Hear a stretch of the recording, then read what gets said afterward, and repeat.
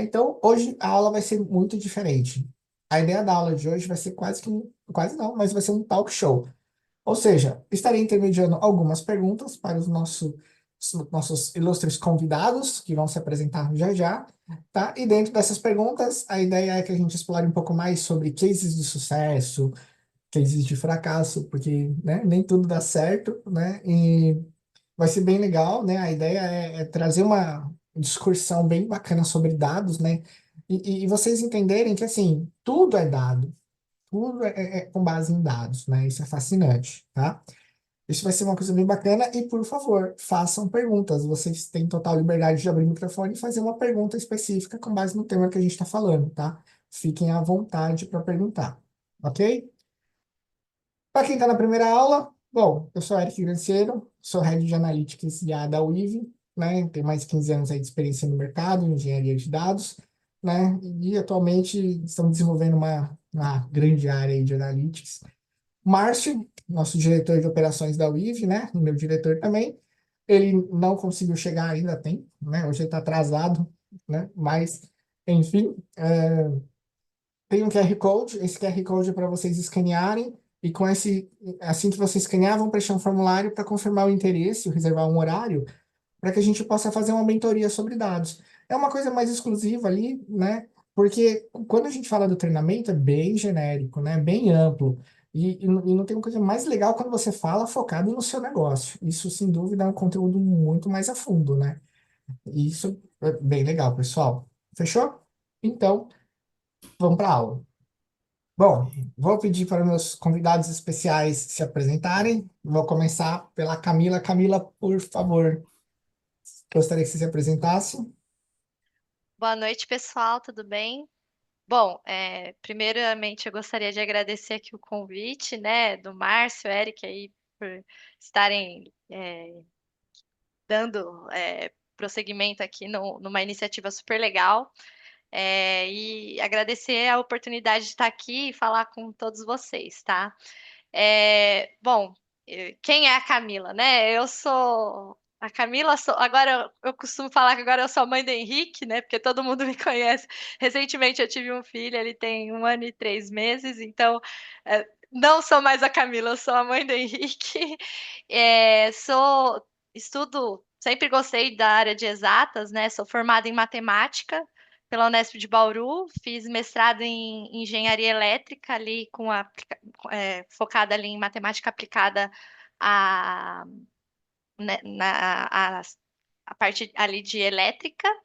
Eu fiz também doutorado ali em matemática aplicada e computacional e pós-doc em otimização de biosistemas. E mais recentemente fiz um MBA ali em Data Science e Analytics pela USP, né, ali de Piracicaba, a USP Exalc.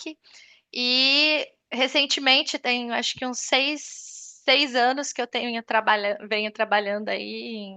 Trabalhei inicialmente numa startup e agora estou trabalhando aqui numa startup que utilizava ali dados para pecuária de leite. E hoje eu estou atualmente aqui, atuo no Banco BV.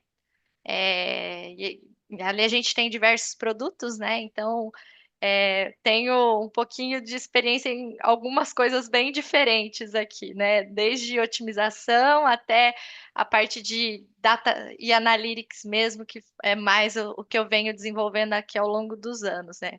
Atualmente lá no BV eu atuo como estrategista de dados, né? Então eu atuei ali como cientista por um período. Hoje eu olho mais para a parte de estratégia, mas muito com a parte técnica aqui, né? Com essa visão técnica que eu tenho. Isso é um pouquinho sobre mim, do meu lado profissional, né? Mas assim, eu sou uma pessoa que adora esporte, praticar esporte. Eu gosto muito de correr, beach tênis, estou sempre assim focada em atividades físicas, gosto muito, sempre gostei. Principalmente as atividades em grupo, assim, que são coisas que me envolvem muito. Mas obrigada Nossa, aí, gente, mais uma vez pelo convite. ó, legal. Trazendo aí o lado pessoal também é bacana. Essa provocação aí eu gostei. A Regiane, é uma grande amiga, né? Ela trabalha com Data Analytics, só que ela não pôde participar hoje. Ela teve um contratempo, já estava tudo certo, foi uma coisa meio que de última hora. Infelizmente, os imprevistos sobrevêm a todos, então ela não conseguiu participar, tá? Mas não vai faltar conteúdo, pessoal. Ok? Vamos lá. Vamos convidar agora o Felipe, CEO da Calface, para poder se apresentar um pouco, falar um pouco dele, contar uma curiosidade também, Felipe. Oh, claro, muito prazer estar falando com todos vocês nessa noite. Terçou, né, pessoal? Chegou a hora aí de trocar o conteúdo. Então, eu sou o Felipe Nascimento, hoje eu sou o CEO da Calface, mas tenho uma história aí na área comercial e na área técnica ao longo dos 20 anos, que espero poder contribuir um pouco com a conversa hoje, dividir um pouco dessas experiências com vocês. Venho de uma formação super técnica, baseada em processamento de dados, redes de computadores. Também fiz ali a minha pós em Data Science e Business Analytics. Nos últimos anos, eu fiz algumas incursões no Vale do Silício, passei um tempo lá visitando e estudando junto com os principais modelos de negócio de dados e comerciais das principais startups do mundo, né? Sendo ela ali na área comercial ou basicamente uma área estrutural mesmo de uma empresa do zero, então isso contribuiu bastante para essa jornada. Nos últimos anos, eu tenho aplicado muito uma curva de aprendizado muito grande entre sair de uma indústria multinacional, seguir carreira nos modelos de startup, e empreender e voltar a ser um executivo como CEO numa empresa. Então, toda essa jornada, esse ciclo, me traz bastantes insights, né, de como a gente analisa dados, analisa as informações e como aplica essas informações para tomadas de decisões, sejam quais áreas for, principalmente a área comercial, que é uma das minhas especialidades, né? Também sou pai de duas crianças, as minhas primeiras duas startups, logo, logo já estou fazendo exit, uma já fez 15 anos, daqui a pouco sai de casa, um está com 9 ainda, então tem bastante tempo de investimento nela, né? Nessas startups, que são essas figurinhas aqui em casa, me ajudam a raciocinar e trazer essa relação humana super interessante. Eu gosto de analisar as horas gastas, e aí vem mais um dado importante, né? Vocês que têm filhos, né? Vocês vão ter mais ou menos ali 400 finais de semana com eles, até eles começarem a entrar na adolescência e viverem as vidas deles. Então, aproveitem esses 400 finais de semana até os 15, 16 anos, onde as coisas mudam. Eu tento usar isso super a sério aqui com eles, né? E duas curiosidades super interessantes que eu gosto de trazer nos papos eu fui empreender recentemente baseado em dados, né? Eu vim de uma indústria de tecnologia como Samsung, HP, Brother, que produzia realmente produtos a larga escala e escala mundial. E isso me trouxe muitos insights de posicionamentos de ponto de venda, posicionamentos de PDV, varejo em geral.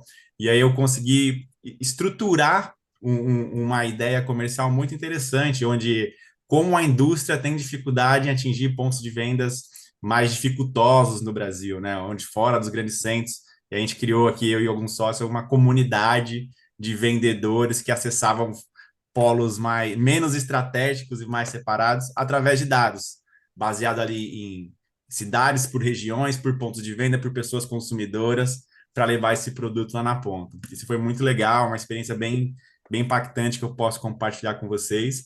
E uma última curiosidade super interessante: acabei de maratonar esse final de semana a sétima temporada de Black Mirror. Não sei se vocês gostam, se vocês conhecem, mas para mim é a melhor série que fala sobre dados, sobre tecnologia e sobre ética, né? Que é justamente o cerne da questão ali, como que a gente usa esses dados na maneira correta, quem são os consumidores, quem são as indústrias por trás dos dados. Então a cabeça basicamente explode.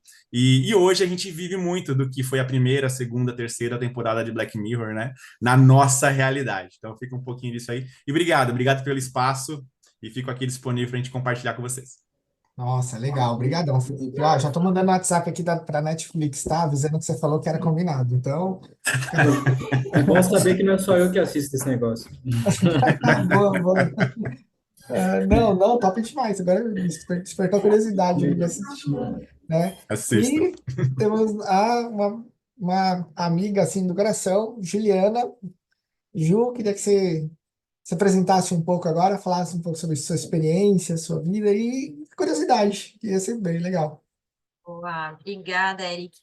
Super prazer em estar aqui, gente. Obrigada por esse espaço, que eu acho que vai ser muito proveitoso. Também quero aprender muito com vocês. Bom, deixa eu me apresentar. Eu sou a Juliana Satie, também sou mãe de duas, já que estamos falando de filhos aqui, acho que estamos nesse universo, né, materno. Já trabalhei com o Eric em experiências passadas, né, na Meet. A Meet, ela é uma empresa, na verdade, quem já teve algum contato com marca própria, acho que provavelmente vocês devem ter alguma marca própria que vocês têm algum carinho especial.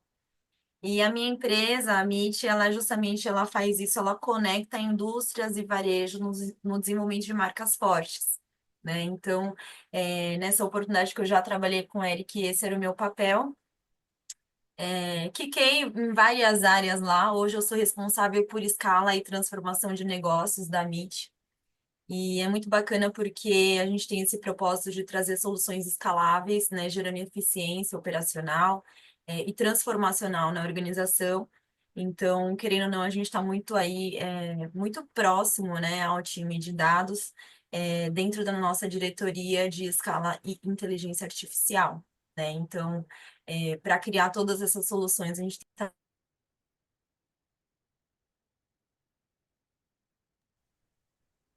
Foi pro mudo, Ju. É, Eu tô no mundo até agora, não acredito. Não, Ah, agora mutou tá agora. falando. Não, voltou. Foi Agora. agora. Então, Fica tranquila. beleza. Vocês escutaram até que parte? Até a parte de inteligência artificial. Tá bom. Bom, então aí eu tô nessa posição, né? E, e aí, assim, até uma curiosidade, né? Até antes de trabalhar com dados, eu já vivi, eu tava pensando, né? O que eu já tive de experiência com dados antes de tudo isso? E na experiência que eu tive com o Eric também, né? A gente mergulhava nesse universo, né, Eric? Uhum.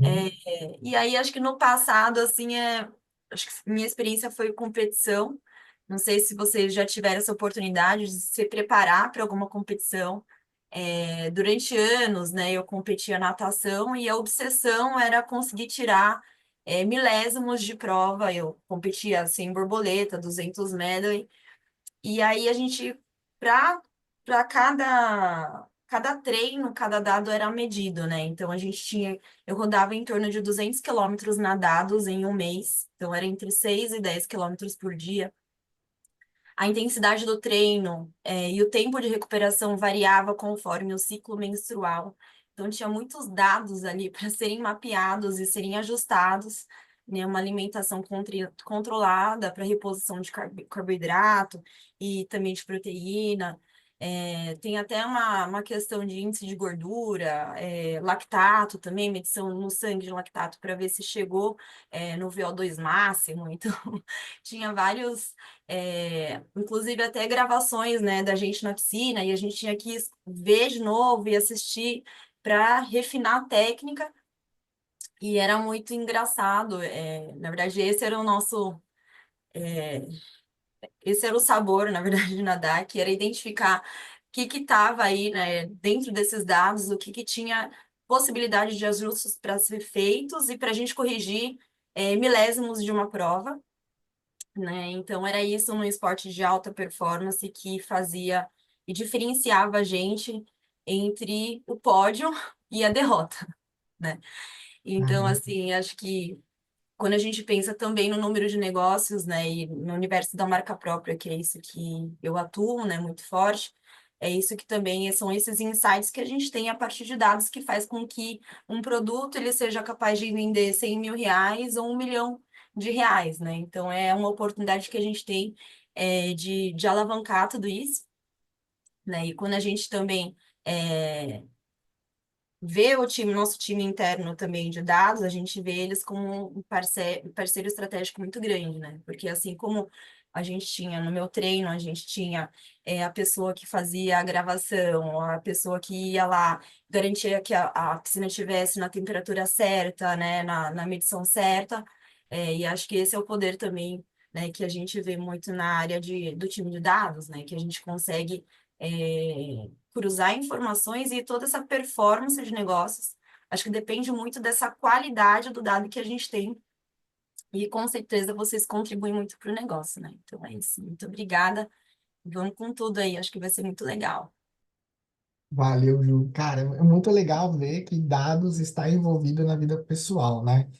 Bom, já que cada um contou uma curiosidade, injusto eu não contar uma curiosidade minha, né? Então, vamos lá. Bom, para quem não sabe, eu sou chefe de cozinha, tá? Eu me especializei em frutos do mar. Eu tenho um Instagram profissional de gastronomia, tá? Participo de feiras internacionais. E é aquela coisa, né? Você sai do banco de dados, mas o banco de dados não sai de você, né? O meu Instagram é Select na cozinha. Então, meu, não tinha como, né? A ideia era escrever uma receita como se fosse montar uma query, né? Então, select os ingredientes, from, o que vai fazer, enfim, where, como fazer.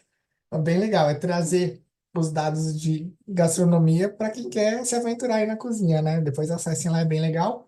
E é bacana porque, assim, onde eu aplico dados na gastronomia. Então, por exemplo, minha esposa fala que eu sou o maníaco do dado, né? Então, eu tenho um caderninho, então eu vou anotando tudo que eu estou fazendo, mas anotando com as variáveis. Por exemplo, eu vou cozinhar um arroz.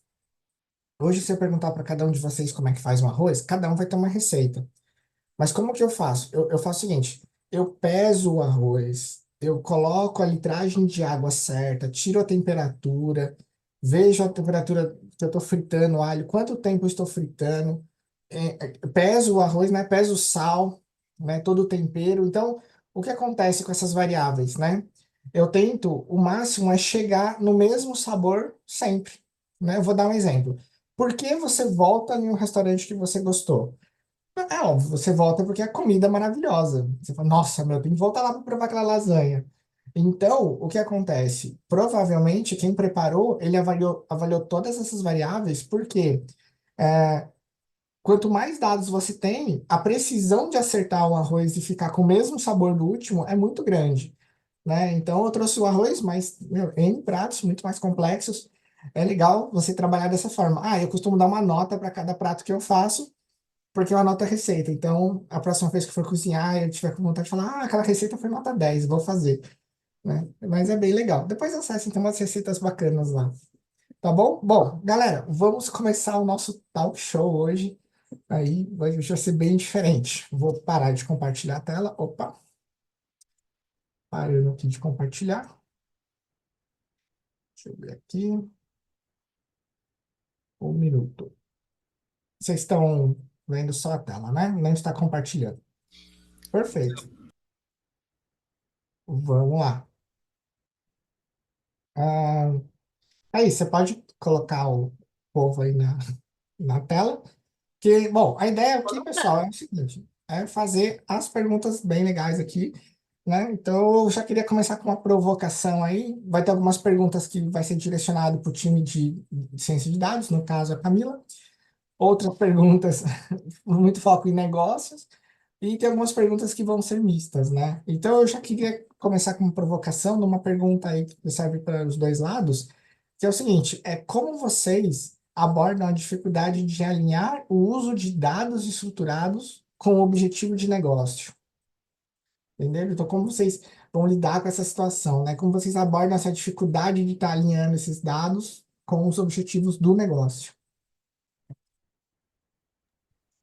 Bom, se eu puder começar aqui como quem vem do time de dados. Bora lá. É, bom, acho que o primeiro ponto aqui que a gente sempre, pelo menos eu sempre tento levar aqui em todas as minhas discussões, né? Principalmente agora nessa área que eu tô atuando, que é recente, que a gente tem muito contato com a área de negócio, né? Porque enquanto cientista, por mais que você tenha que entender todo o problema em si por completo para você conseguir fazer desde ali, né, todo o processo ali de preparação dos dados até a entrega final, tem uma coisa que é o que eu acho mais valioso, que é o processo colaborativo, é a colaboração que a gente tem entre a área de negócio e a parte e o time técnico, né? Eu acho que isso é o que vai garantir, inclusive, o sucesso do projeto, porque ambas as partes dependem uma das outras, né? Então, tem que ter aqui, eu acho que tem que ter aquela escutativa, tem que estar todo mundo com o mesmo propósito, né? Mas assim, a colaboração entre os times acho que é o que mais vai garantir, porque provavelmente o time técnico, né, vai ter todo o ferramental e o time de negócio aqui, os especialistas, são os especialistas naquele assunto. Então, a gente tem que conseguir garantir ali essa boa comunicação entre os times. Eu acho que isso sei lá, é o primordial para que tudo dê certo, né? E, obviamente, dados, as ferramentas em si, mas eu acho que a colaboração e a parceria aqui para mim é o elemento chave, eu vou dizer. Ok. Ju, vou falar alguma coisa? E aí, para complementar também, acho que enquanto a Camila estava falando, eu estava pensando, né, quantas vezes que a gente já viu algum dashboard que é maravilhoso, né, mas que no final acabou em desuso, né? Então, acho que justamente quando não tem essa conexão ou quando essa construção não é conjunta, acho que acaba correndo esse risco, né, Camila? E aqui, pelo menos na MIT, o que a gente vê muito assim é que a gente tem um direcionamento muito forte de OKRs, né? Então, a gente trabalha muito voltado para os objetivos de negócios e KPIs também das áreas, né? Então, para a gente, o dado tem que estar conectado com o que move a operação, com o que move o negócio, para não virar ruído. Eu já tive a experiência de criar relatórios e eu entendia que fossem super estratégicos mas que acabou também, já aconteceu isso comigo, né, de acabar em desuso, né? Mas eu acho que aqui é muito desse, em linha, né, com isso que a Camila estava falando, e acho que até no sentido de aprofundar, acho que tem muita clareza, né, do que é, né, do porquê desses dados, né? Qual dor que a gente, de negócios que ele vai resolver, né? Como que se conecta com os OKRs da companhia, com os KPIs das áreas, né? Quem que vai usar? Vai ser usado, é uma demanda que é recorrente, ou é algo esporádico, né? Porque se for algo pontual, talvez não haja necessidade de desenvolver um dashboard que seja integrado e tudo mais, né? Então, acho que tem algumas perguntas aqui, principalmente, né, centrando muito nesse objetivo do negócio, né? Acho que se não tem essas respostas claras, aí acho que fica complicado, mas acho que tendo muita clareza, a gente consegue dar através do dashboard, através de relatórios, dá muito direcionamento, né? Tomada de decisões, planos de ação, e alinhamento aí de próximos passos, ser um grande farol aí, né? Do que a companhia vai levar ou vai seguir de informação para clientes. Show. Felipão? Vou ser bem breve para não polemizar na primeira pergunta, mas Vamos lá. olhando aqui por um lado estratégico corporativo, o que eu sempre comento com os times sobre a estruturação desses dados é como que você vai vender essa história, né? Como que a gente vai levar esses dados adiante? Porque através de antes de todos os dados, né, a gente tem que entender a comunicação desses dados para os stakeholders dos assuntos. E isso é uma informação muito importante. Isso é um dado muito importante, né? Porque dados sobre dados, existem muito KPIs que nascem lindos e morrem lindos, né? Existem muitos dashes, igual comentaram aqui as meninas, que eles nascem lindos e morrem ali sem visualizações, porque no momento da estruturação de o que se comunicar ou qual que é a política adequada para tratar aquelas informações, o dado muito técnico se sobressai aos dados de interesse relacional dos objetivos que a empresa quer alcançar ou daqueles stakeholders que quer alcançar. Então, eu sempre trago esse ponto para as equipes que eu estou trabalhando, assim, tá bom, assim, esse dado é super importante, é super relevante para a gente construir o dado B, para a gente construir o dado C, para ter uma base de informações para a gente conseguir chegar no objetivo. Mas isso comunica com quem toma a decisão.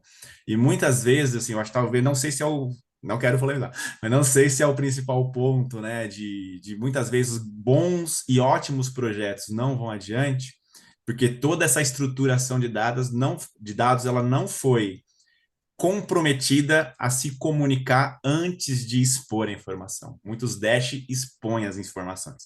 mas não comunicam com as decisões, né? Então, esse é um ponto assim, que eu gosto de sempre de trazer nas conversas iniciais sobre dados, né? Dados têm milhares e milhões e hoje a gente vai falar muito sobre isso. Mas como se estrutura essa venda interna para eles serem melhor utilizados, eu ainda acho que é um dos maiores desafios da nossa área. Meu, que legal. Pô, já temos uma pergunta aí do Marcelo. Fala aí, Marcelo. Ou peço desculpa, que eu não vi que eu tinha levantado a mão. Mas, ô, Eric, só para aproveitar, então, já que eu pedi o tempo, entra um pouco naquilo que a gente conversou hoje, né? Como, como vender, né, esse trabalho, né? Como gerar essa demanda e fazer ela fazer sentido para o negócio, né? É muito lindo eu ter uma quantidade de dados, mas o que fazer para dar resultado? Não adianta fazer dashboards bonitos, fazer coisas lindas, ali, painéis maravilhosos que vão acabar caindo no desuso, né? Sim. Então, eu acho que é uma visão muito importante aí, a gente sempre olhar para o negócio primeiro, né? Eu acho que em tudo, todos os departamentos, né? Quando se fala de TI ou de algo relacionado à tecnologia, até mesmo qualquer departamento da empresa, né? Sempre o sentido inicial é o negócio, né? Ou qual o resultado que isso vai gerar para o negócio. Então, esse trabalho que vocês fazem, eu acho que eu vejo hoje como um dos mais importantes aí para conseguir gerar mais valor e resultado para as empresas. Pô, legal, legal. E o Só um bacana, comentário. Desculpa, pode Eric. falar, pode falar. Não, eu ia fazer outro comentário assim, muito relacionado a negócio mesmo, né? Aham. Quantas vezes a gente vê empresas que têm um produto que eles querem empurrar para o cliente, sendo que, na verdade, muitas vezes tem que ser o contrário, né? A gente tem que entender qual é a necessidade do cliente para. E aí sim desenvolver o produto.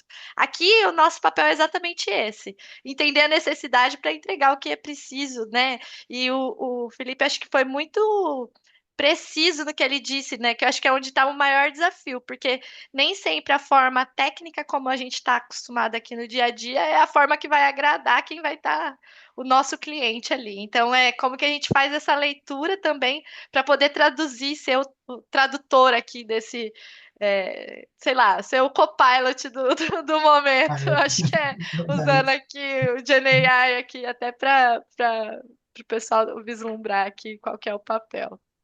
Não, muito legal. Eu ia ressaltar que, assim, é legal a experiência desse bate-papo aqui, porque a gente acaba entendendo que, às vezes, você está passando por uma determinada dificuldade em um projeto que você está tendo, e quando você vê que outras empresas passam pelo mesmo problema. E isso é muito comum, né? E aí, às vezes, você está discutindo com alguém que já passou pelo problema, e alguém vai te dar o norte, fala, cara, o caminho é esse. O caminho é esse. É bem legal. Bom, aproveitando esse gancho, eu já queria colocar uma outra pergunta, e dessa vez é mais focada no time de negócios, Ju e Felipe, que é o seguinte: se vocês podem compartilhar um exemplo, né, onde dados bem estruturados ajudam a identificar oportunidades de mercado. Eu vou roubar a vez da Ju aqui. Sim, eu tenho alguns cases muito interessantes, né? Um último que eu participei, super legal, veio de uma estruturação das empresas que são DNVBs, né? Aquelas empresas que nascem online, fazem as suas vendas online, e depois de um certo movimento de angariar lovers, angariar clientes, B2C na prática, elas recebem um fundo de investimento e precisam ir para o campo, né? Precisam ir para os pontos de venda, trabalhar suas marcas. Acho que o que trabalha com marca própria deve ter participado com bastante empresa nesses últimos anos com essa jornada, porque é um boom no Brasil, né, de produtos naturais, produtos de suplementação alimentar, entre outros produtos, infoprodutores, né, que criam suas próprias marcas e vão lá para a ponta. E geralmente, quem nasce nesse ambiente online tem muita dificuldade de estruturação de dados offline, né? E é uma dor de mercado até hoje estruturar dados offline, seja qual a natureza dele, né? Você hoje panfleta, que é uma atividade de captação de lead, dificilmente você consegue traquear aquele lead através de uma panfletagem, né? Então, o que o pessoal no ponto de ônibus faz, ou ali no farol, quando vai panfletar um empreendimento, ele deixa já o QR Code dele ali, para ele acionar o seu WhatsApp e tentar fazer um tracking mínimo ali daquele panfleto que ele te entregou. E os pontos de venda, principalmente os pequenos e os médios pontos de venda no Brasil, têm uma baixíssima concentração em alguma base de dados macro de informações precisas para geração de lead. Então, como que eu e uma equipe a gente estruturou uma demanda para gerar informações de empresas que saíram do online e querem vender em pontos físicos? Foi criado um data lake super simples, onde todas as informações que eram coletadas de visitas de campo através de aplicativo, através de geolocalização, através de rastreamento de ligação, através de vários pontos ali de coleta de dados, e uma coleta super simples, aberta ao público hoje, chamada Google Meu Negócio, onde os empreendedores usam essa plataforma para atualizar o seu horário de estar aberto, de estar fechado, atualizar o seu telefone de contato, atualizar a sua rede social. Esse data lake fazia essa varredura geral e começava a indicar quais pontos de venda tinha a melhor abrangência nos melhores bairros para cada produto a ser vendido através de uma presença física, de um vendedor de campo. Então, a estruturação de dados, ela passou a ser fundamental para uma empresa decidir se ela tem capacidade de vender produtos em uma loja ou ela vai continuar vendendo produtos online, né? Então, essa estruturação de dados, principalmente o que é offline, é o mais difícil, né? Hoje, a gente tem estruturado também um outro case super interessante de como as empresas conseguem registrar as informações através da voz, que é outro dado super difícil de ser traqueado no mundo inteiro, né? Então, hoje a gente pega, por exemplo, quando você lança uma campanha online, não sei se tem muita gente aqui de tráfego pago ou de marketing, quando você lança uma campanha online, você sabe quem preencheu o formulário, quem clicou no último link, quem caiu através do WhatsApp na homepage e foi para o seu CRM. Essas informações são super mais estruturadas de serem visualizadas e saber as origens e a decisão que você está tomando com ela. Mas quando você pega um telefone e fala com alguém na linha do outro lado, quase que 99% dessas informações não são registradas, né? E esse é um dado muito importante, porque o Brasil hoje, ele fala mais de 1 milhão de minutos por dia pelo telefone em B2B, né? Então, assim, o número de conversas B2B no telefone é gigantesco e quase nenhuma delas é traqueada. Então, qual o modelo de negócio que a gente montou hoje para resolver essa dor, né? A gente montou uma IA que, através da telefonia, ela consegue ouvir toda a conversa, transcrever essa conversa em canais diferentes, o que é o vendedor que está falando, o que é a pessoa de cobrança que está falando, e o que o cliente na outra linha está falando ou respondendo.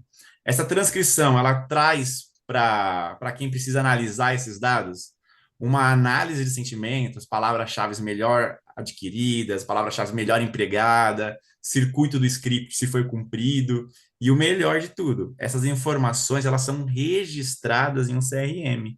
O CRM hoje é a base de estruturação de dados para qualquer empresa de venda, né? Posso abrir aqui e falar sobre 85 CRMs e todos são excelentes, né? E todos são muito bons. E todos eles têm uma dificuldade muito grande, que é a dificuldade cultural de um vendedor registrar a informação no CRM. Tem até um adesivo aqui, e depois eu mando para vocês, que a gente fala aqui na Calfez, que é a nossa empresa, que CRM não é ferramenta, CRM é cultura, né? Então, se você não tem uma cultura de CRM, você não tem o registro mais importante daquilo que é mais importante para você, que é seu cliente. Então, essa estruturação que a gente montou de dados é fenomenal, assim, não porque é nossa. É fenomenal porque ela passa a registrar aquilo que era offline, né? Então, ela passa a trazer dados e dados em volume gigantesco de toda a conversa que nós temos aqui, passa a ser transcrita e já registrada no CRM. Se eu for falar de produtividade lá na frente, em média, um vendedor que faz 25 a 30 ligações por dia, ele gasta mais ou menos 2 horas diárias para registrar essas informações no CRM. Se ele gasta isso, pensa o quanto de mensagem que ele não registrou, né? Então, se ele registrou só ponto importante. E pensa o quanto dessas conversas que nós estamos tendo aqui agora acontecem nos telefones e perdem dados ricos e perdem análise de sentimento ricas, que são informações que podem ser estruturadas para uma melhor decisão, né? E este ponto que é fundamental. Então, quando a gente traz essa solução, a gente está economizando 2 horas por vendedor. Significa que num time de 10 vendedores ali são 20 horas que nós estamos economizando por dia, que numa semana dá quase um mês útil para aquela equipe poder vender mais, se estruturar melhor e tomar melhores decisões através daquelas conversas, tá? Então, eu acho que estendi um pouco mais aqui, roubei um pouco do tempo da Ju, mas esses cases são muito interessantes. Como a gente analisa o dado offline, para mim, sempre vai ser a minha pulga atrás da orelha, assim, como pessoa. Sempre que eu olho alguma coisa assim, isso aqui não está sendo registrado. Qual que é o caminho que eu vou achar para registrar aquele dado, para que aquilo vire um ponto importante na tomada de decisão? E a gente trabalha com estruturação de dados, e eu puxando aqui a sardinha para o meu lado, que eu preciso de estruturação de dados para uma venda melhor, o comportamento e o dado desse comportamento é muito importante para mim. Muito importante para mim. Então, eu sempre vou ter esse viés meu de o que não está sendo registrado, como pode ser registrado. O primeiro case foi o mercado offline e o segundo case é o mercado de voz. Então, eu acho que estou num caminho aí bem legal de trazer soluções para os nossos parceiros. Bem diferente. Boa, muito bom, Felipe. Depois eu vou te puxar aí, porque a gente também aqui na Meet, a gente está exatamente nesse momento de conseguir dar uma unicidade, né, da visão do cliente aí ao longo da cadeia, né, do funil aí, desde o funil de vendas até depois quando ele é convertido. E a gente também trabalha naquela ampulheta, né, então que tem a visão dos dois lados, né, do Winning by Design. Então, e para a gente toda essa sinergia de informações e dados é super importante. O que na prática não é uma realidade, né? Acho que é muito difícil de conseguir ter essa consistência e tratar o mesmo cliente que passa por diversas, né, áreas aí de contato, essa sinergia, né? E acho que até em linha, né, com isso que você estava falando, acho que um case de dado bem estruturado que a gente teve aqui para achar uma oportunidade de mercado é justamente nossa empresa é uma empresa B2B, né? Então a gente faz a prospecção de, principalmente de varejistas no mercado que tem o interesse de desenvolver produtos de marca própria. Então, nossa possibilidade aí é muito grande. A gente definir, obviamente, os ICPs, e que são, né, um público de varejo alimentar, que também é enorme nesse varejo brasileiro. Então, acho que uma das coisas que foram bem feitas, assim, logo depois dessa definição, né, do ICP também, foi a gente conseguir afunilar cada vez mais um perfil muito mais assertivo de cluster que faz sentido dentro do nosso negócio B2B e cujo comportamento e maturidade daqueles prospects tem mais a ver e que tem uma menor necessidade de esforço para gerar uma conversão em novo negócio. Então, isso para a gente deu uma economia gigantesca para redução de CAC, por exemplo, né? E com o potencial de ter um LTV muito maior, né? Porque já são do nosso CP. Então, essa relação, né, entre o esforço que a gente tem com o cliente, né, e de conversão, e aí essa jornada que a gente tem com ele acaba sendo muito maior. Então, enquanto oportunidade estratégica de negócios, assim, acho que foi uma coisa bem que acho que a gente está começando a acertar melhor. Não é óbvio, mas tem que dar uma garimpada aí para conseguir ter as melhores informações e dados muito assertivos, porque é um universo muito específico, né, esse de marca própria. Então, a gente identificou quais eram os comportamentos que eram necessários. E de uma outra situação também que a gente tem que é bem curtinho, eu prometo. De um produto que a gente teve, acho que pensando no universo mais micro mesmo. Não sei se vocês já compraram algum produto assim que ninguém te indicou, mas ele estava ali na gôndola e assim, você gostou muito e vai recomprar com certeza. E esse produto, obviamente, de marca própria, né? Que é a minha realidade. Mas será que esse produto, né, ele tá vendendo, você, né, comprou e recomprou, por sorte ou porque teve algum dado que foi bem usado, né? Então, e assim, eu acho que no universo de varejo tem um pouco de tudo, tem tanto experimentação, né? Mas também acho que tem muitos dados a serem trabalhados, né? Então, já aconteceu a situação em que a gente tinha um produto que estava com uma margem muito boa. Só que aí a gente foi cavucando as informações e a gente viu que o giro era muito baixo em determinadas regiões por conta de comportamento do consumidor. Então, quando a gente começa a cruzar dados de vendas com comportamentos deles, a gente viu oportunidades, por exemplo, de ajustar uma exposição, mudar o planograma para que o consumidor tenha a possibilidade de ter visualizar de uma forma mais fácil, né, num ponto extra e tudo mais. E nesse caso aqui, por exemplo, a gente teve um aumento de venda desse produto de quase 40%, né? Então, com essa leitura fina, né, de dados, com dashboards bem estruturados, né, a gente consegue alavancar esse potencial de produtos, né? Então, acho que e isso a gente usa no dia a dia, né? Tem que usar e respirar dados para conseguir fazer essa tomada de decisão, porque no varejo é muito rápido, né? As ações e os resultados, né? Então, é muito bacana de ver essa sensibilidade aí e o resultado já vindo conforme esse ajuste.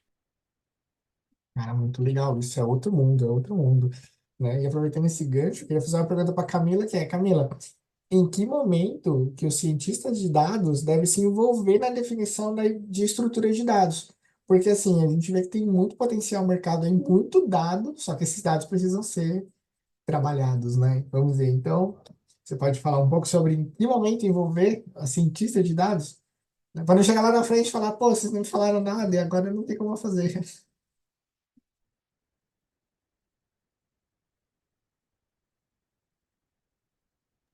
Bom, não, perfeito. Acho que essa é uma pergunta que acho que vários cientistas, quando começam ali, têm essa dúvida, né? Ah, mas eu me envolvo em que momento? É, eu diria que desde o início, desde que puder, souber da iniciativa e puder estar perto, é o momento. Acho que assim, se já teve alguma reunião que você não estava presente, você já está atrasada, mais ou menos nessa linha, porque como acho que os exemplos aqui, tanto o Felipe quanto a Ju trouxeram, acho que é bem claro quando, e a gente já falou ali desde o início, né? Entender a necessidade do cliente. Então, você só vai entender à medida que você se aprofunda cada vez mais ali na necessidade. E para isso você tem que estar o mais próximo possível da área de negócio e desde o início do projeto, né? Porque assim, tem toda a etapa ali de entendimento do problema, de dependendo do caso, o planejamento que você vai ter que fazer ali para estruturar o projeto em si, se vai envolver coleta ou não de dados, pode ser que, na verdade, você só precise preparar os dados ali, olhar o que, que você vai fazer, se você vai ter fontes de dados diferentes, tudo isso vai impactar e estar presente desde o início do projeto, entender tudo isso é o primordial, assim, é o que eu definiria como o principal momento, assim, né? Você tem que estar junto desde sempre. E aí as etapas elas vão fluindo conforme a necessidade. E eu acho que além de quando você entra, eu acho que o ponto é, você sempre deve retornar com a área de negócio ou com o seu cliente, com quem for ali o projeto com quem você esteja desenvolvendo, né? Seja onde você está trabalhando ou não, tem que sempre ter um retorno, porque às vezes alguma coisa muda e você tem que estar muito rápido ali para ajustar também ali a rota para aquilo que você está fazendo. E às vezes os próprios dados te dão informações que podem ajudar até o setor ali, a área de negócio, a mudar um pouco a estratégia que eles tinham pensado inicialmente. Então, assim, eu acho que por isso, não só o momento, mas sim essa parceria, né, que eu falei desde o início, que é justamente isso, para a gente estar com os objetivos muito bem alinhados, bem estruturados, para dar seguimento, tá? Que legal. Eric, posso fazer uma pergunta rapidinho aqui para Camila, para pegar o gancho aqui da Opa! conversa? Claro. Eu queria entender, Camila, se nessa jornada você participa também da escolha das ferramentas para fazer a melhor coleta desses dados, né? E a Aham. melhor estruturação dela, ou realmente você é uma informação já decidida e você tem que trabalhar com o que tem em mãos? Eu já trabalhei nas duas situações, viu, Felipe? E assim, na primeira situação, assim, na onde eu trabalhei anteriormente, né, na antiga casa aqui antes do BV, que é lá na Rúmina, lá a gente tinha essa abertura de ferramentas porque a gente não tinha, assim, era uma startup, né? Então, é uma startup ainda. Lá eles tinham algumas ferramentas, mas não nenhuma era uma oficial. Aqui já dentro do BV é diferente, então já é um banco, então envolve segurança, envolve toda uma questão, então todas as ferramentas elas têm, desde a parte ali na verdade os dados, né, a aquisição dos dados muito no digital, muito nessa parte, mas assim, já as ferramentas que a gente utiliza, elas já são pré-definidas ali até a gente tem um time ali que define governança, arquitetura e tudo mais, para garantir toda a segurança ali do banco mesmo. É, não sei se eu Legal. respondi tudo, mas se tiver mais dúvida nesse Sim, sentido, fique à vontade aí para tá ótimo. perguntar, pessoal. Legal. Danilo, quer fazer uma pergunta, Danilo?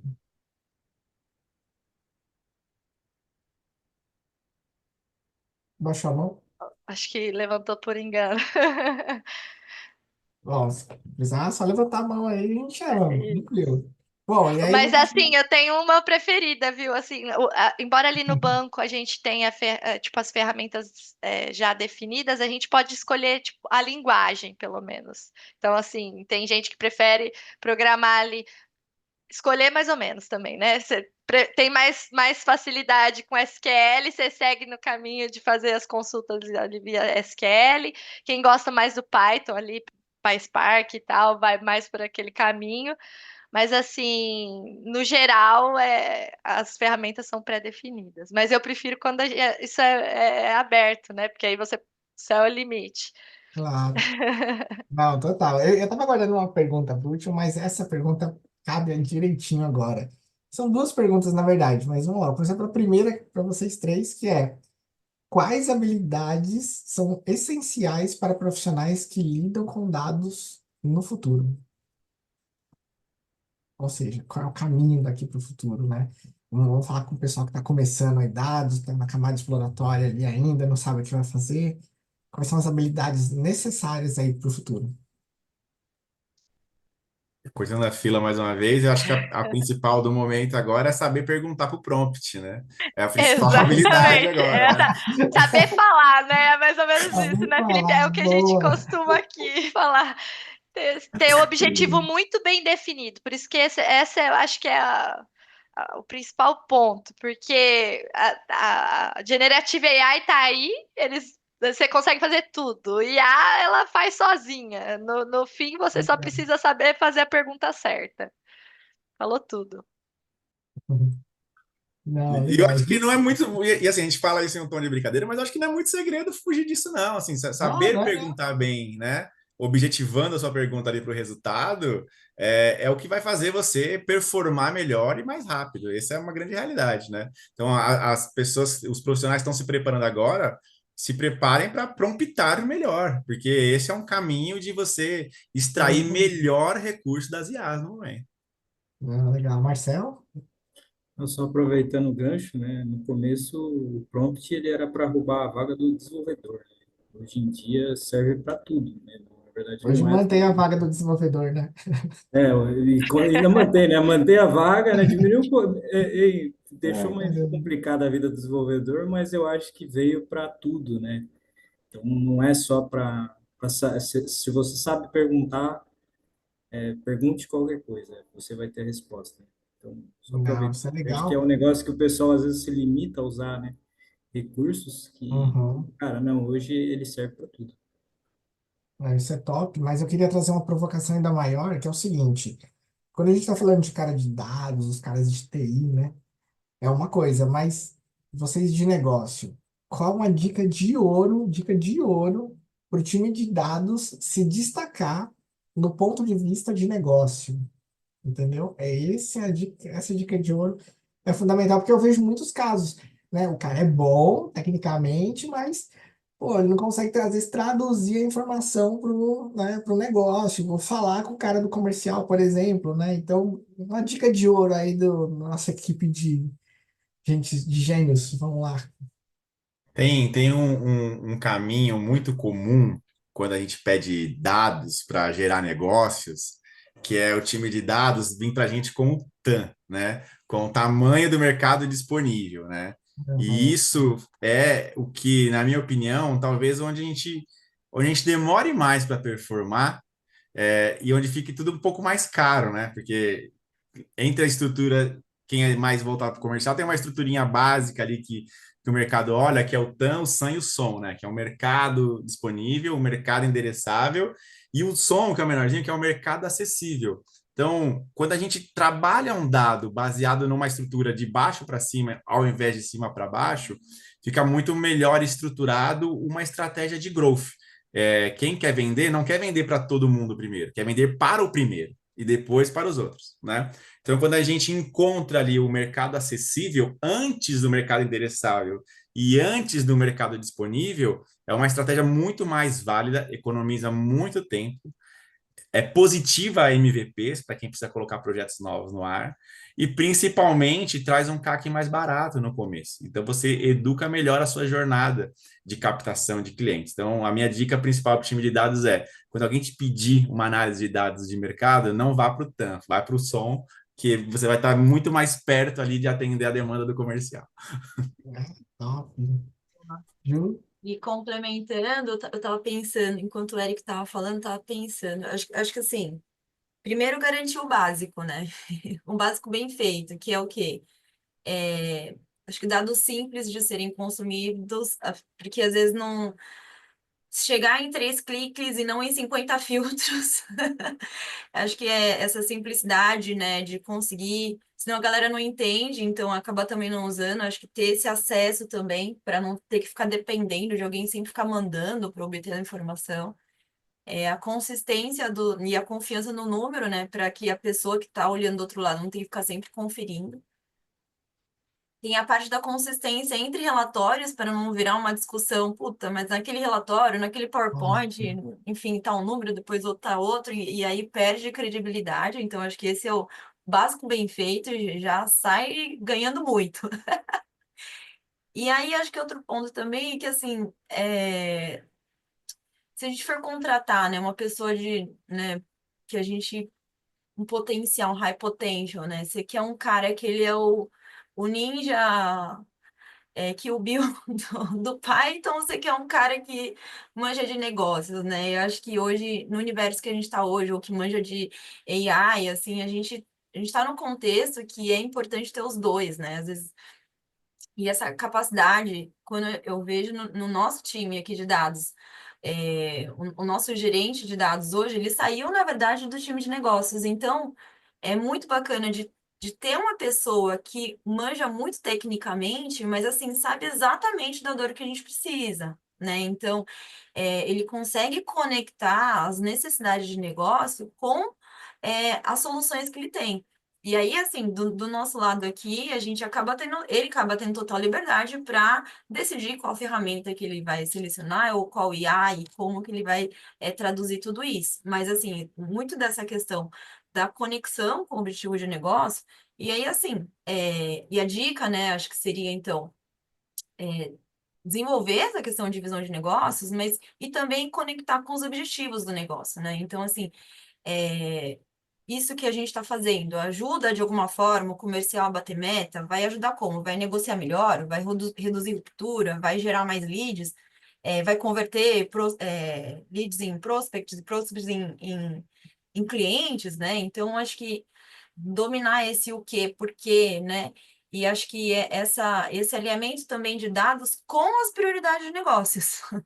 Porque muitas vezes a gente vê o time de dados, né, tendo iniciativas maravilhosas, são maravilhosas, mas que às vezes não está no momento certo ou não está conversando com o que a gente precisa naquele momento.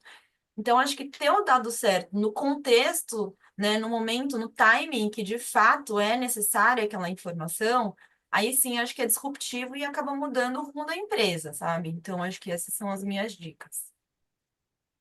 Bacana. Eu sei que a pergunta não foi voltada para mim, mas acho que complementando o que o pessoal falou, eu acho que assim, né? Eu falo aqui eu vim de uma experiência acadêmica, né? O meu objetivo lá no início era ser professora de faculdade, toda a minha formação foi para isso. E a gente vê que quando eu migrei, né, fiz essa mudança aí de carreira e vim para o mercado, o pessoal já falou isso aqui hoje, é tudo muito rápido, tudo a gente perde o timing, se você bobear já era, já aquilo ali que era uma necessidade já não é mais, alguém já atendeu de uma maneira diferente, sei lá, a concorrência já te superou, então, e aí uma coisa que eu uso muito aqui, eu aprendi com um grande mestre eu falo que ele foi o mestre Jedi ali que me ensinou muita coisa nessa parte de negócio mesmo, com o aprendizado que eu tive na minha primeira casa. Ele sempre falava uma frase que eu levo para minha vida, que é o feito é melhor que o perfeito, né? Então vem muito em linha isso que tanto a Ju quanto o Felipe disseram, né? Que, meu, ao invés de tentar atender o mundo inteiro, tentar entregar fazer uma entrega ali que é perfeita e cheia de coisa, uma complexidade gigantesca. A ideia é ser ali o mais simples possível, só que nem sempre ser o simples é o mais fácil, né? Ali, ser simples para o cliente é muito difícil chegar nesse momento, mas é a forma como você vai atender da melhor forma e você tá entregando isso sei lá, que seja em etapas. Vamos começar com uma POC, depois você vai para o MVP, depois você expande isso, porque o pessoal quer muito já. Vamos fazer isso de uma maneira, um negócio muito grandioso, mas vamos atacar um problema pequeno, ver. A gente aprende também com esse teste que a gente está fazendo ali, com esse piloto, né? E eu acho que esse aprendizado que você vai tendo ao longo do caminho, também você vai melhorando até seu produto final. Bom, o Felipe tem a empresa dele, ele deu um exemplo claro ali, eu acho que aprendeu, tipo, ele tem aprendido muito ali com tudo e tem recalculado a rota bastante, né? Eu acho que a Ju também na empresa que ela tá, isso é muito ali para atender a necessidade, tipo, montar a marca de alguém é justamente isso, você entender as necessidades ali do cliente. A gente, enquanto dados, dado a gente tem que tratar da mesma maneira. É um negócio, a gente está entregando um produto para um cliente, sendo que o cliente aqui, no caso, é a área que solicitou aquilo ali para a gente. Então, a gente tem que saber traduzir essa necessidade, né? Eu acho que essa é o principal, sei lá, dica que eu daria também aqui da minha parte. Meu, que legal. Pô, e aproveitando até um link da Juliana aí, falar sobre a confiabilidade dos dados, né? Aí, Camila, eu queria já colocar uma pergunta que é o seguinte: quais métricas ou práticas, né, você usa para, assim, você utiliza para garantir que os dados sejam uma alta qualidade e bem estruturados, né? Então, como você usa para validar, né? Até se o nosso time de negócios quiser dar um palpite aí também, eu acho que ia ser válido até, porque o pessoal está desenvolvendo, né? Enfim, comece pelos grandes números. Não, boa. Acho que essa é uma pergunta, fala assim, a pergunta, né, de, de o balde de ouro aqui, talvez para quem tá. Porque, meu, qualidade, né? Eu acho que é assim, quanto que você garante ali, assim, uma coisa que a gente sempre brinca aqui, né? Se você coloca ouro, ele vai sair ali, é como se fosse a carne moída, né? Como que a gente faz? A gente coloca a carne, põe ali para moer, no moedor de carne e não sai uma carne moída. Mas se a carne é de qualidade, vai sair uma carne moída de qualidade. A mesma coisa, se você colocar um lixo, vai sair um lixo. Né? Então, o que ocorre aqui no meio, ele tá. E aí, eu falo que Generative AI é a mesma coisa. Se você insere o dado que você está trabalhando e treinando sua IA, ela pode ser a mais, sei lá, toda a ferramenta que você tiver ali no o último, o suprassumo de tudo que a gente tem aqui desenvolvido hoje. Se você colocar uma toda essa o seu elemento crucial ali, que é seu dado, ele não tiver qualidade, meu, isso já vai garantir que a entrega vai ser ruim. Então, independente de técnica, de linguagem de programação, de ferramenta, eu acho que é muito disso, né? Então, assim, depende muito, né? Acho que tudo depende do contexto, tá, Eric? Sendo bem sincera, né? A gente faz ali umas avaliações assim, justamente tipo na integridade mesmo dos dados. A gente vai olhar para quanto que a gente tem ali de, sei lá, valores ausentes, qual que é a consistência desses dados, se a gente tem muito erro ali, às vezes dependendo, tem alguma inconsistência que a gente consegue identificar. Então, a gente às vezes consegue validar com fonte externa, então, tipo, essa exatidão, né? Porque às vezes a gente pode considerar ali algum dado que está vindo ali do cliente, mas a hora que você faz uma validação cruzada, você vai ver que não é bem o que estava, que deveria estar. Então, assim, tem também, não só olhando para o dado bruto em si, assim, mas também essa relevância que a Ju trouxe muito bem clara aqui para a gente, que é quando a gente olha para aderência ao objetivo de negócio, porque pode ser que você tenha um monte de coisa, um monte de informação ali, mas que não vai agregar em nada para o cliente. Então, essa relevância também é super importante. Aí tem a questão também de completude, né? Quando a gente olha assim para pensando ali quantos tipo, tudo que as variáveis que a gente deveria considerar no modelo, no que for, se for, você vai montar um dash, né? Se a gente está olhando para as variáveis que são essenciais para aquele objetivo. Então, acho que tem tudo isso, e aí, mais a nível também de ferramenta, assim, a gente tem algumas ferramentas de mercado, né? Que também já olham para isso aí como, sei lá, acho que tem o Astera, tem o Informática, são ferramentas ali que também ajudam a gente a fazer essa avaliação aí de para olhar ali a qualidade estrutural, né? Sim. Quando a gente faz ETL, a gente tem o Pentaho também, né? Eu acho que tem tudo um pouquinho que olha ali questão de qualidade ali dos dados quando a gente vai fazer essa extração também. Bom, acho que falei bastante.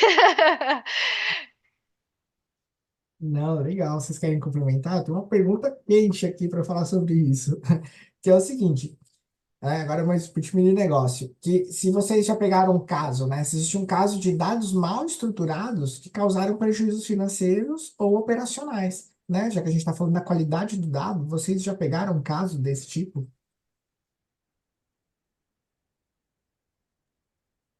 Já sim, isso eu acho que talvez seja o mais cotidiano, né? Nossa. Porque a estruturação dos dados, principalmente no mercado latino, ainda não é algo tão concreto, principalmente em pequenas e médias empresas, que traga a segurança de falar que o negócio está indo de vento em popa, né? A grande realidade é que a maioria dos negócios, principalmente para pequenas e médias empresas, é que existe torneiras abertas para todos os cantos. Mais se perde dinheiro do que se ganha dinheiro falando em análise de dados e estruturação de dados, né? Então, por exemplo, a gente falando de negócio, a gente sempre volta muito à análise de dados para captação de clientes, o melhor lead, o melhor cliente, com a melhor forma de fazer isso acontecer. Mas quando você analisa, por exemplo, o seu IT Manager, né? Quando você começa a analisar por que acontecem os seus chamados dentro de casa, quais são a sua composição de custo através de dados, o que você vende, a sua margem através de dados. Tudo isso é uma composição de negócio super importante, que sem um dado estruturado, você está perdendo muito mais dinheiro do que realmente trazendo receita nova, né? E aquela velha dor das empresas andarem de lado durante muito tempo, porque elas conseguem até trazer novos clientes, mas não estruturando bem as informações internas para que o seu negócio fique cada vez mais saudável, mais viável e, por que não, mais escalável, é justamente na composição de custos e na composição de retenção de clientes, composição de valores ali de atendimento técnico, valor de receita por funcionário. Tem uma série de estruturação de dados na composição da empresa que, falando com propriedade, olhando pelas dezenas de empresas que a gente já fez consultoria, que passou por perto, talvez seja a dor de muitos aqui no chat, e depois pode opinar aqui para a gente. Muitas empresas não têm uma análise de dados para composição de custo do seu produto. Muitas empresas não têm uma análise de dados para retenção de clientes. Muitas empresas não têm uma análise de dados para a curva ABC dos seus produtos que ela vende, né? Então, essas análises de dados para dentro de casa, para retenção do negócio ou para o enraizamento melhor de cultura de dados, de formatação de margem mesmo, pensando em profit mesmo da empresa ali, é muito, muito incipiente no Brasil, né? Então, quem conseguir trazer soluções mais viáveis, um framework mais prático para essas empresas de como ela estruturar esses dados, tem um grande ganho de mercado, porque é uma dor do pequeno e do médio empresário. Ok, do grande também, mas o grande ainda consegue ter uma diligência um pouco mais estruturada para isso. Mas o pequeno e médio empresário, ele sofre o dia inteiro, noite e dia, e todo fechamento de mês, porque mais escorre dinheiro do que ele ganha dinheiro. O exemplo que eu tenho aqui, acho que está muito em linha com isso que você falou, Felipe, porque aqui a gente teve um exemplo, até nessa empresa que eu trabalhei com o Eric, de na hora de a gente fazer a composição de qual que seria o preço de venda desse produto no varejo, a gente precificou errado, né? Por que que a gente fez isso? Porque a gente considerou um NCM errado. Então, no NCM, de acordo com o tipo de produto, né, ele traz aí todos os impostos, né, que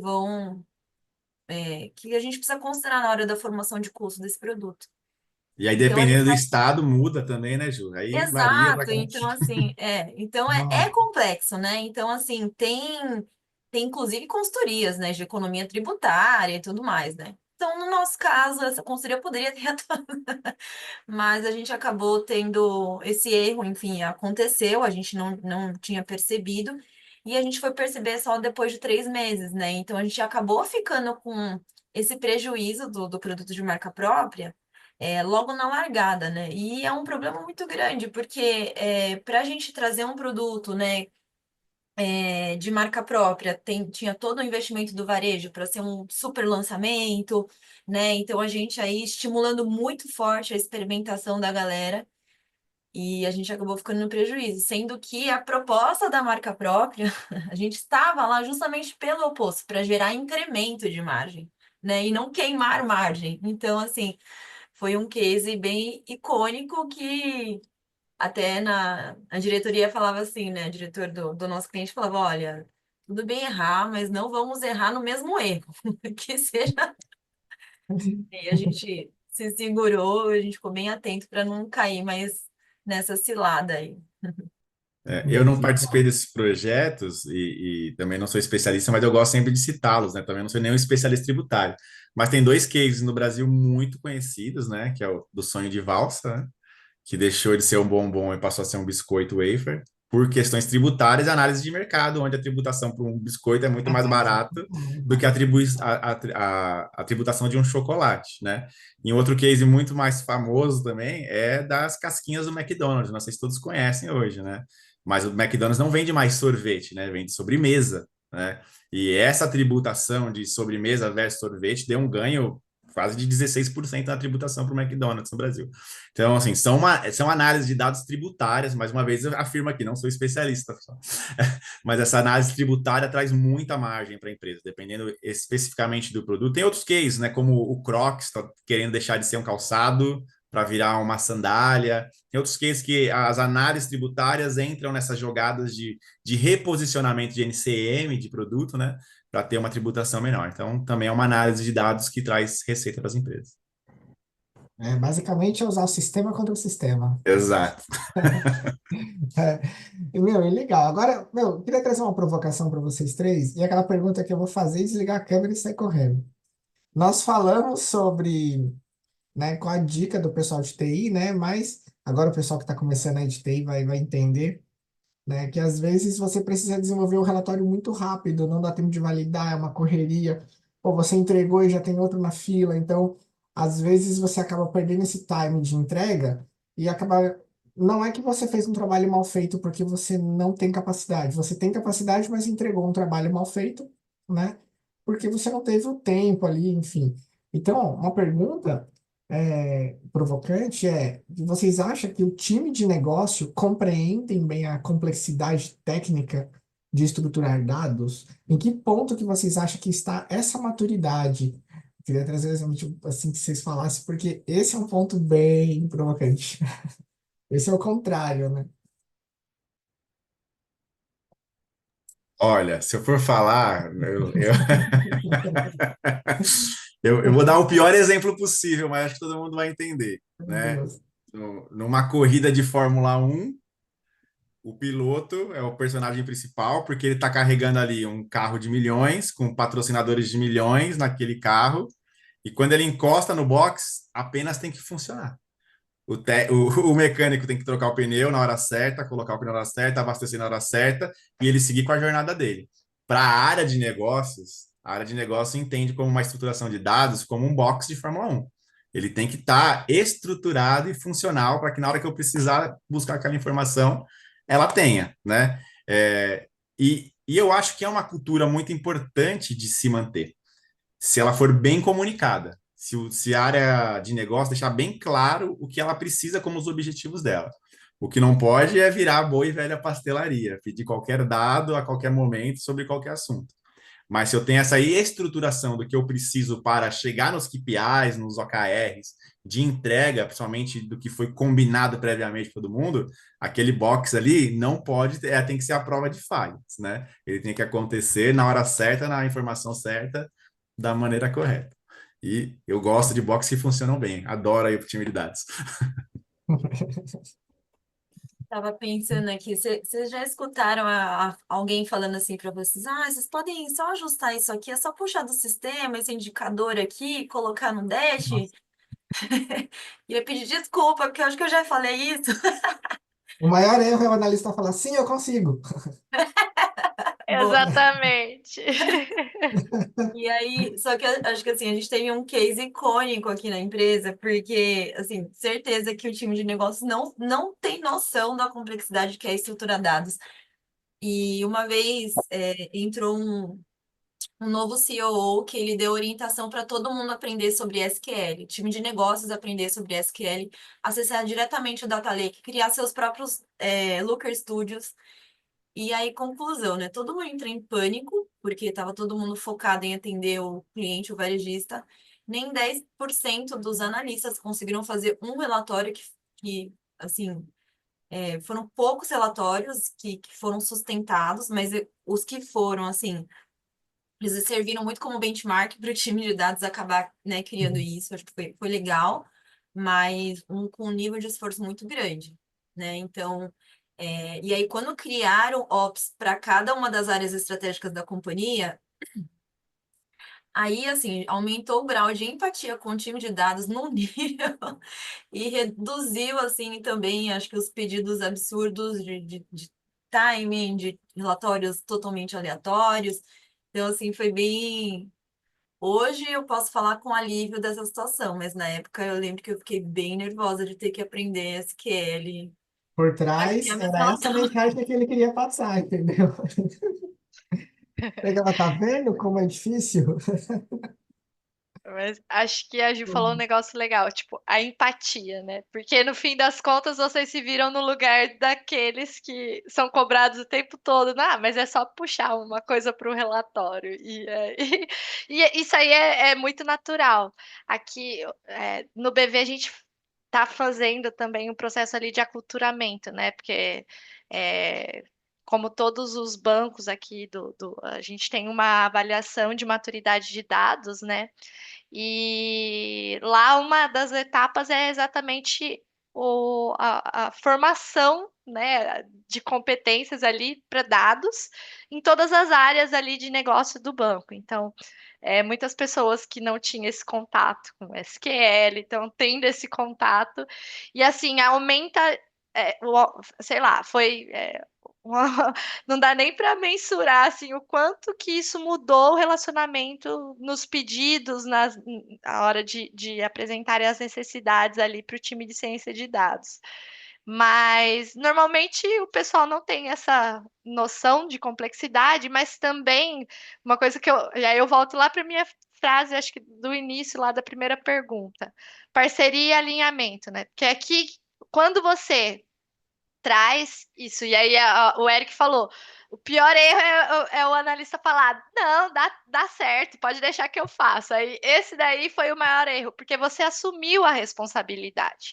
Então, acho que o principal ponto aqui é, gente, olha, ok, vocês estão pedindo nesse tempo a gente não consegue entregar isso, mas a gente consegue entregar até aqui ou a gente consegue trazer sei lá, uma prévia até esse momento, ou sei lá, 2 semanas não dá, 3 semanas é que a gente consegue. Eu acho que é um pouco do que o Felipe trouxe ali, né? Eu quero chegar no box, eu não quero saber, eu quero que ele funcione, e simplesmente tão simples quanto isso. se você não sabe que está faltando um mecânico, que se está faltando. Isso daí você sabe que vai impactar na hora que você chegar ali. Então, o cientista ele tem que dar o analista, quem for, ele tem que dar essa visibilidade também para a área que está solicitando. Porque sem isso ele também, como é que ele vai saber? Ele vai adivinhar? Não.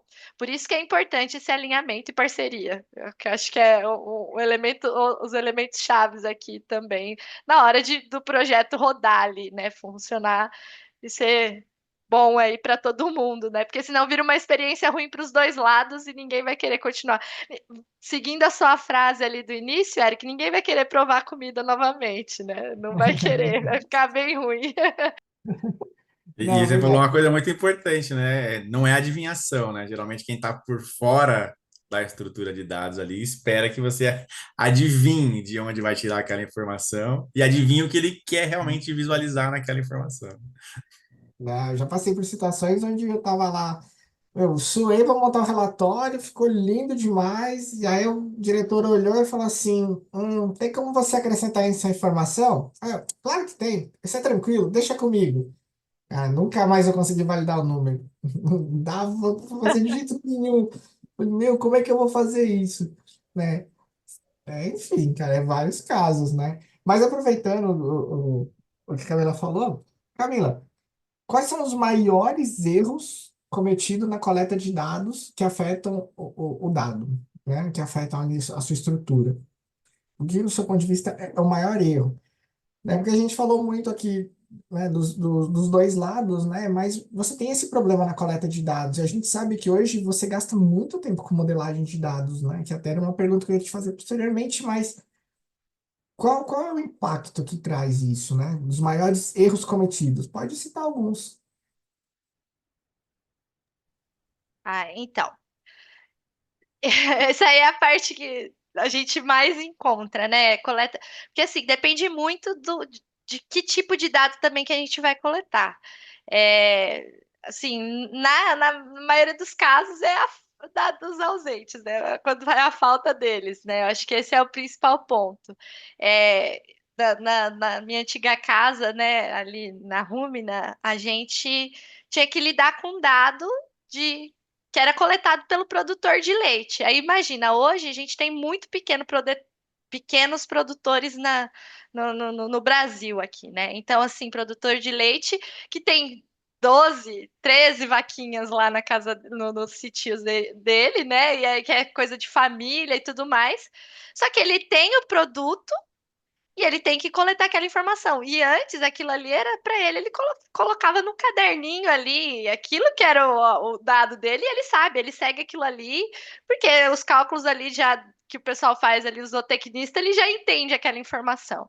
Então, Ciência de imagina, ele. dados come ali, né? Oi? Ciência de dados come ali Exato, exatamente. Então, aí você pensa, esse, esse cliente do produto lá que a gente tinha, né, que era basicamente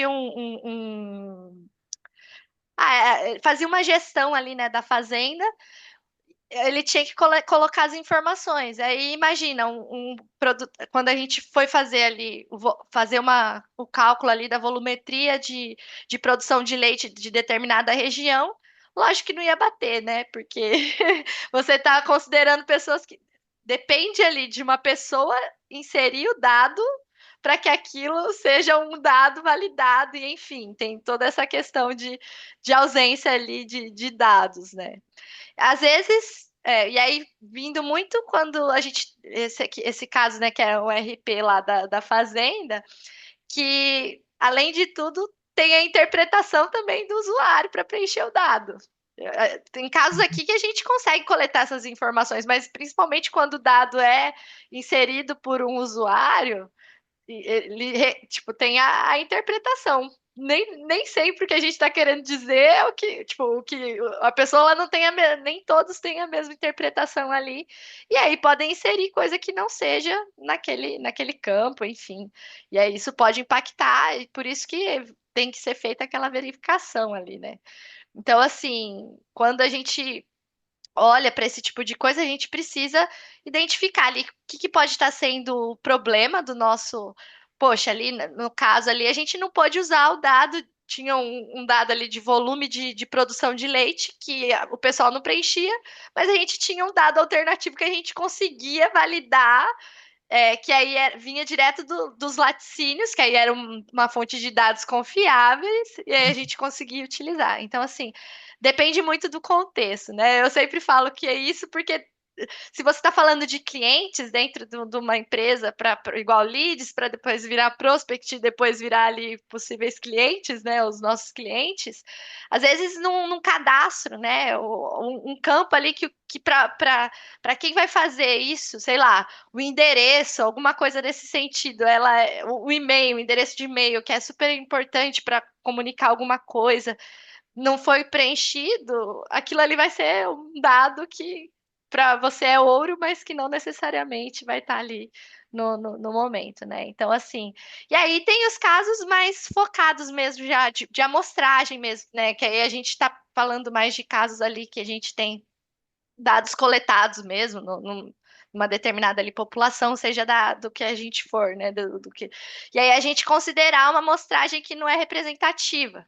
Então, quantas vezes a gente viu, principalmente vocês aí da área de negócio, né? Que a gente pega ali, não, vamos fazer isso porque vai dar certo para todos os clientes. Só que a hora que você vai ver, não tem representatividade ali, não tem representatividade estatística, e aí ferrou. Que aí não vai entrar, não vai funcionar. E aí, mesmo que o teste não foi significativo, né? Então, acho que um pouquinho disso tudo, além de a gente encontra também muito ali ter o cuidado, né, quando tem dado duplicado, porque aí você está propagando uma informação também que não é a realidade, né? Então, acho que tem tudo isso aí são erros e falhas aí que a gente tem que ter o controle ali logo no início, né? De apurar ali, entender, porque isso pode causar até problemas bem sérios ali na hora né, que estaria ali nesse início, né, da coleta de dados. E acho que só ficou faltando uma parte, né, quanto tempo, né, que normalmente a gente gasta. Também depende do contexto. E acho que essa é a resposta, né, porque depende do problema, depende do contexto. Tem casos que, quando a gente tem a base de dados ali, ela não essa parte a gente vai coletar informações ali, os dados que a gente precisa, né? Ela pode ser um processo mais rápido, né? Que a gente não. Porque a gente não tem que fazer, a gente vai olhar para o dado ali, fazer aquela primeira limpeza ali, é mais simples, porque o dado ele está vindo de uma fonte que tenha mais governança, que tenha, talvez esteja bem mais estruturado. Agora, quando ele não está, aí é onde está o desafio, né? Eu acho que esse é o principal ponto. Ah, legal. Eu passei por um caso parecido e até acho que eu comentei na primeira aula, espero que todo mundo que está aqui estiver na primeira aula, mas foi o seguinte: eu tive um problema com cadastro de clientes, né? Então, o time que fazia o cadastro, que era o pessoal de loja, eles não colocavam e-mail, não colocavam telefone, então eles não se atentavam a alguns dados muito importantes para o negócio. Então, qual foi a solução? Né? Como a gente via que estava crescendo muito essa demanda, foi pegar todo esse time que trabalhava com cadastro, levar para passar um dia na nossa área para mostrar para eles o quê? Qual a importância do dado, para que serve aquele dado, né? Então, por exemplo, você não preencheu o e-mail, vem cá, deixa eu te mostrar o que nós fazemos com o e-mail da pessoa, né? O e-mail, telefone, enfim, né? Como que pode gerar venda, enfim, né? Como vai garantir seu emprego, né? Basicamente. Mas foi o legal e assim, teve um resultado muito positivo, né? As pessoas entenderam o real motivo. Então, assim, foi uma ação simples, né? Que ali em pouco tempo a gente, né, desenrolou a situação e daí, então, a qualidade dos dados no cadastro de cliente melhorou, assim, exponencialmente, né? Então, assim, foi super bacana, né? E aí, aproveitando esse ponto, né? Que aí eu queria fazer mais uma pergunta, mas acho que vamos começar pela Ju, que é o seguinte, né, até por estar em várias empresas ao mesmo tempo, como que vocês avaliam, né, a maturidade das empresas no uso de dados estruturados, né? Como que está hoje, assim, na visão de vocês, as empresas que vocês conhecem, né? É uma pergunta bem ampla aí para vocês três, né? O que vocês sentem que está o mercado? Olha, acho que depende, viu? Depende muito, porque a gente já viu a situação de ter uma empresas muito grandes que aí estão Então, assim, trabalhando com planilha em cima de planilha, e as informações se perdem entre as planilhas e cada área usando planilha diferente. Então, assim, é um caos planilítico. É, e assim, quando a gente vê, e até teve um caso assim, que foi muito engraçado, porque a gente entrou no novo cliente e ele todo pomposo, falando que ele tinha uma rede de lojas maravilhosa, né? E não posso citar, mas eu tenho certeza que vocês conhecem, eles são bem fortes aqui no estado de São Paulo. É, enfim, trabalhou com franqueados e tudo mais. Vou parar de, de dar dicas. Mas quando a gente falou, tá, então beleza, me passa então quanto que essa loja, né, quanto que vende daquela categoria. E o cara falou, calma, peraí, eu preciso pedir para as lojas me mandarem. Mas como assim? Como assim? Vai pedir para. Você não tem um sistema integrado de gestão? Ah, não, eu tenho, mas é que das 3 lojas dessa região, tá tudo num sistema. E tava assim, um quebra-cabeça que para o cara mandar pra gente, ele demorou uma semana.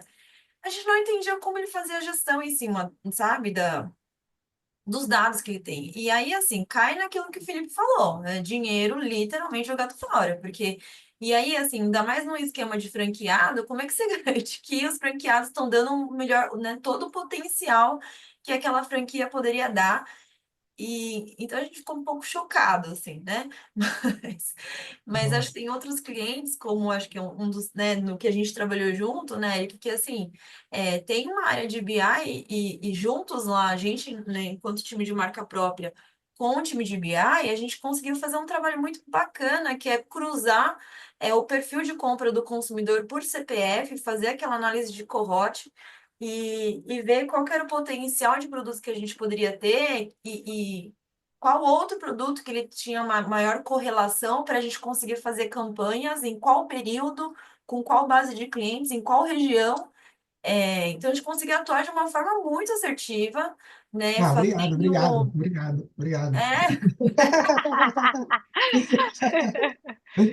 e a gente conseguia atuar de forma assertiva e, assim, gerar resultados muito assertivos também, né? Então, acho que isso gera muita maturidade, assim. Então, acho que quando esse dado muito bem trabalhado vira rotina e não exceção, né? O milagre, no caso do primeiro caso que eu contei, a gente consegue levar o patamar de entrega e realmente trabalhar no nível do potencial que se tem para entregar de performance, né? Legal. Por incrível que pareça, eu acho que eu tenho certeza de quem é que a Ju está falando. Eu já visitei as 7 lojas próprias em São Paulo e mais o resto das franquias espalhadas pelo Brasil. Ai, gente, eu tenho certeza que não é, por favor. E isso é um detalhe super importante desse mercado, assim, não sei se tem muita gente aqui com a gente que trabalha com franquias ou já estruturou franquias, é uma dor latente, porque muitas vezes a holding não tem autonomia sobre todas as vendas. Às vezes tem uma autonomia sobre as compras, mas não tem sobre as vendas. Às vezes tem autonomia de uma homologação de produtos, mas não sobre a venda de produtos. Não existe um critério bem definido para essas franchises no Brasil. Então, é um tipo de mercado gigantesco no Brasil e muito mal explorado, muito mal mapeado em relação a dados. Eles são muito bons para aberturas de franquias. Então, as empresas que estruturam dados para geolocalização, dados de consumos, hoje elas têm os dados muito bem preparados para fornecer essa informação para o franqueado, isso é legal. Mas a partir do momento que tem uma portinha aberta ali com uma marca de franquia, o gerenciamento centralizado é uma dor incrível, assim, né? Até porque, assim, a hold, geralmente, ela vai administrar uma parte, vai vir um franqueado, vai comprar 5, 6, 7, 8 lojas, ele vai ter um modelo de administração dele dentro daquelas lojas, os dados não vão bater, então é uma dor gigante. E isso se replica na minha mesma fala anterior, para pequenas e para as médias empresas, né? A estruturação desses dados, para quem vende bem de consumo, é basicamente zero, se baseia muito em análise de concorrência e não do que ela faz por si própria. Isso é temerário, porque você tem uma análise de concorrência de sellout ali, de sell-in, na verdade, você nem sabe o que é sellout de fato ali. Poucas empresas trabalham com sellout no Brasil, voltando para as médias também, né? Isso é uma informação muito difícil de ter na unha ali, né? Uns ADIs da vida e controle os sellouts. E para quem trabalha com serviço, uma dica que eu posso dar para vocês: comece pelo básico, comece pelo NPS. Apliquem o NPS nas empresas de vocês, porque ali você vai saber o que o seu cliente sente da empresa de você. E através disso você estrutura um dado, né? Então, se você não tem dado nenhum estruturado sobre comportamento de cliente ou sobre o seu comportamento na percepção do cliente, o NPS é uma porta de entrada que facilita as demais estruturações e até mesmo uma criação de cultura de estruturação de dados na sua empresa. Bem colocado, legal. Muito bom, gente. Acho que é muito bom ouvir isso de quem também está do outro lado, né? Porque a gente escuta muito, assim, entre a gente, né? Eu falo aqui, o pessoal de dados, a gente já fala, nossa, tem de todo, como a Ju falou, né? Tem de todos, para todos os gostos, né? A gente vai encontrar a pequena que faz muito bem feita, a gente vai encontrar a grande que não faz nada, que você fala, meu Deus, que confusão. Mas a gente também tem exemplos de empresas grandes que fazem, que tratam o dado como ele deve ser tratado, que eu costumo falar que precisa ser tratado como um ativo da empresa, né? Porque ali está o maior ouro, ainda mais quando você tem relacionamento com o cliente. Eu acho que é o seu principal produto, assim, é como você olha para o seu cliente e trata ele ali, e os dados, eles vão te ajudar a enriquecer tudo isso, e como você vende melhor o seu produto em si. Então, assim, as empresas que tratam, e aí eu trago muito para a gestão, sim, porque as empresas que têm uma gestão preocupada com isso, que enxerga valor nos dados, é, ela consegue criar ali uma cultura diferente para todo o restante ali, né? Então, às vezes é muito mais difícil uma área crescer do que quando vem ali da própria gestão já da empresa e fala, não, gente, a gente precisa dar prioridade nisso aqui, porque isso é importante, isso aqui é tão valioso quanto o produto que a gente vende aqui. Até porque isso faz com que a gente consiga vender muito mais. Então, eu acho que é esse valor que é dado ao dado ali, ao que ele pode entregar ali para a empresa, como a gestão enxerga tudo isso, que vai dar a característica da maturidade da empresa ali em relação a isso. Pode ser que ela não esteja na maturidade ideal, mas ela está buscando esse caminho. Então, isso é muito importante também, né? Eu acho que é. E muitas empresas hoje estão nesse momento que beleza, eu tô para trás, o que que eu preciso fazer? Então, eles estão caminhando nesse sentido, mas ter esse momento de reconhecer que o dado não é mais um dado por si só e a gente extrai muito valor dele, eu acho que é o que vai diferenciar aí as empresas umas das outras, sabe? Vai lá, Marcel. Opa, obrigado. Até você falando de dados, né? Eu lembro nem sei se fazem ainda mais essa pergunta na faculdade, lá caiu na prova, né? Qual a diferença de dados e informação, né? Sempre, acho que todos aí que, acho que fizeram faculdade aí deve ter caído essa perguntinha na prova. E aí, olhando, né, pegando o gancho ali tinha reservado a pergunta ali aqui para vocês, pegando o gancho do Felipe aí, que ele colocou o NPS como porta de entrada, né? Qual a experiência de vocês aí, né? Estão olhando para uma empresa num cenário que ela entende que precisa dos dados, que é um pouco que a Camila acabou de falar aqui. Quem seria o principal cliente, né, dentro da empresa, né? O comercial, o departamento ou área, né? Que seria ali, o comercial, o marketing. Normalmente começa por onde, né? Então, o Felipe colocou ali pelo NPS, que seria pelo cliente, né? Então, seria já uma informação, talvez, operacional e comercial, né? Vai um pouco nas duas linhas. Mas seria isso. Por onde, qual departamento ou área começar, né? A trabalhar os dados? Bom, na minha visão, o Marcel, eu sempre vou visar para quem que eu estou resolvendo o problema, né?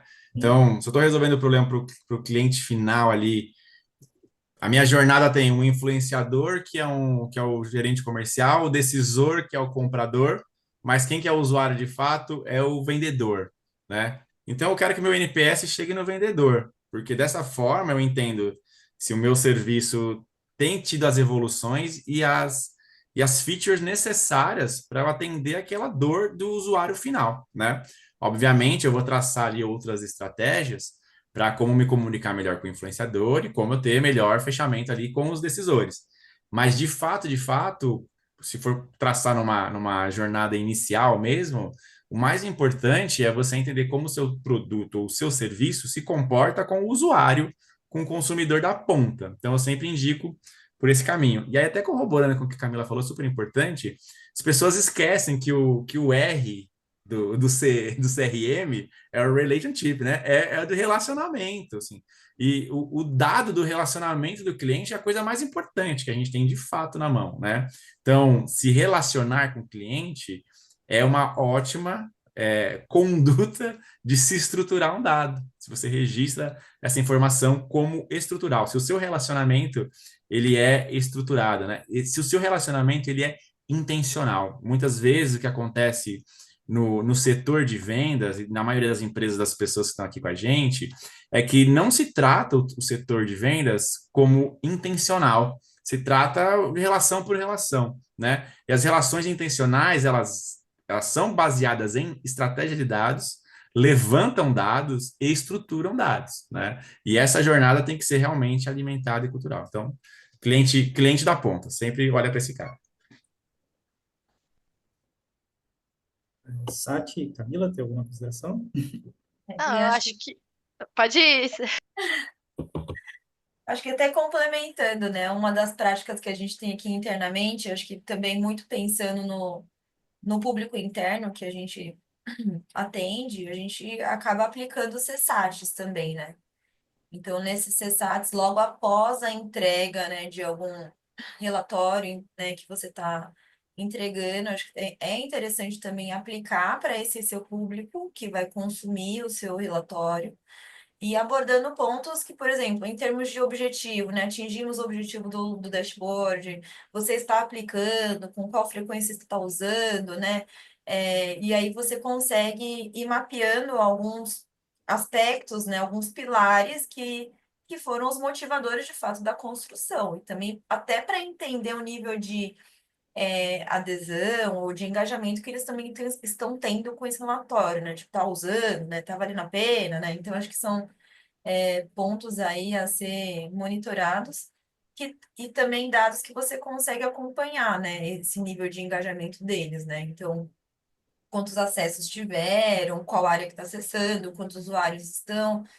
Então, dá para ir mapeando essas medições, né? Acho que isso também já é um reflexo do resultado, se de fato esse relatório trouxe né, está sendo útil, proveitoso, né? Se valeu a pena o esforço, né, do time de dados. Perfeito. Eu acho que eu não quero chover no molhado aqui, não. Eu acho que ambos aqui já trouxeram pontos super importantes, né? Porque para quem a gente tem que entender quem que é o cliente no fim das contas. E aí, quando eu falo cliente, eu vou dar um exemplo aqui que a gente tem lá no banco.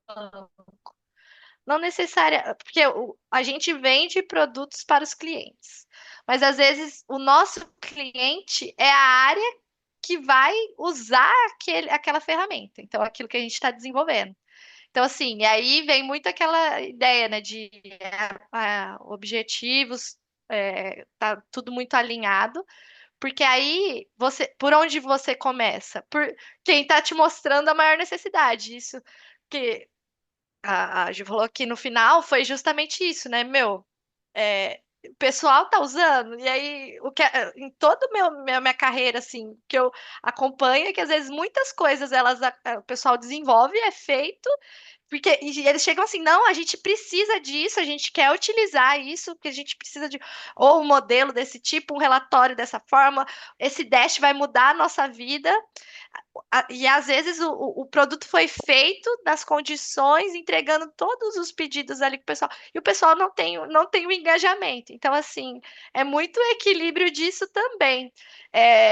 Lógico que às vezes entra em desuso por conta de complexidade do produto final ali, do que foi desenvolvido, mas não necessariamente é só isso, tem engajamento de uso ali também. E que a necessidade talvez não era tão necessidade. Então, acho que isso também depende muito do contexto, né? Voltamos à primeira coisa que a gente falou ali também. Depende de qual contexto da empresa e qual momento que ela está, e qual nível de maturidade que ela tem também, sabe? Então, acho que envolve um pouco disso tudo, tá, Marcel?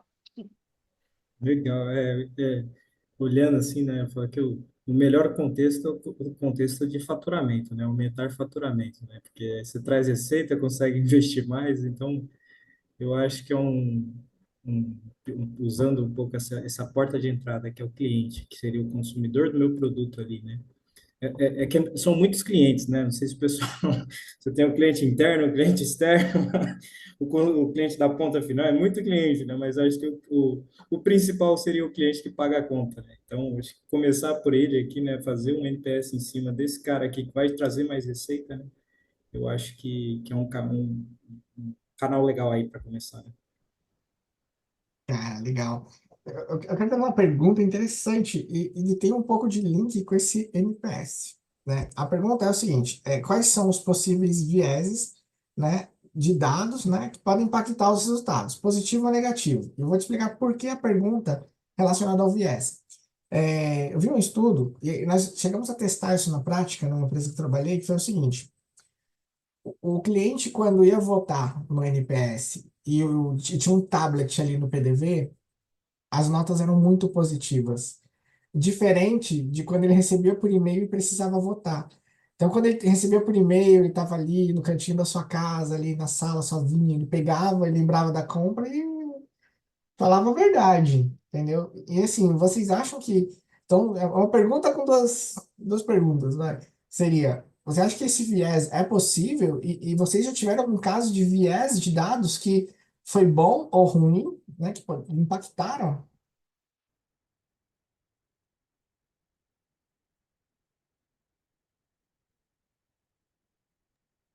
Vamos lá puxar a fila de novo lá.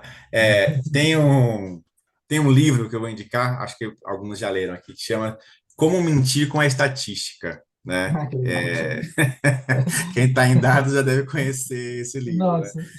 Que é muito legal, é do Darryl Huff, e ele explica muito disso, assim, se você quer realmente enviesar a sua pesquisa, você tem todos os caminhos para isso, né? A gente da área comercial e da área de negócios, a gente tem dois caminhos para enviesar. Um, para direcionar onde captar esses dados e falar para a gente, siga esse caminho, porque está enviesado, e o outro de todos os dados captados, me mostre o melhor dado aqui para eu tomar minha decisão, né? Sim, é influenciado, e esse caso é um exemplo claro, o Eric, assim, porque quem determina onde é feito o NPS está determinando o resultado que ele quer da pesquisa dele, né? Então, quem determinou que o NPS tem que ser na loja já sabe o que ele espera do NPS. Quem determinou que o NPS é feito pelo e-mail, ele já sabe o que vai esperar desse NPS. Quem quer na loja, quem faz NPS na loja, quer garantir o emprego. Quem faz NPS por e-mail, quer resolver um problema, quer evoluir.